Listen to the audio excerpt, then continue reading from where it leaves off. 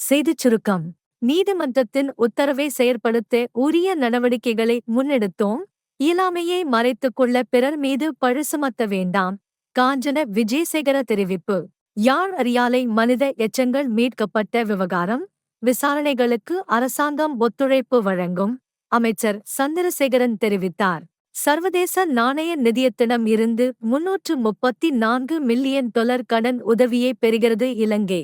யாழ்ப்பாணம் பருத்தித்துறை பகுதியில் அனுமதிப்பத்திரமின்றி சட்டவிரோதமாக மணல் ஏற்றிச் சென்ற டிப்பர் மீது போலீசார் துப்பாக்கி பிரயோகம். ஒருவர் காயமடைந்த நிலையில் வைத்தியசாலையில் அனுமதிக்கப்பட்டார்.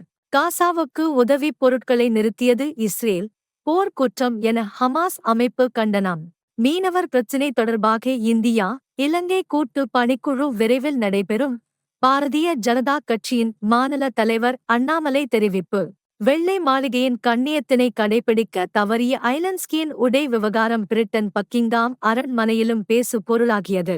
விரிவான செய்திகளுக்கு தமிழன் குரல் செய்திகளுடன் இணைந்திருங்கள். நன்றி, வணக்கம்.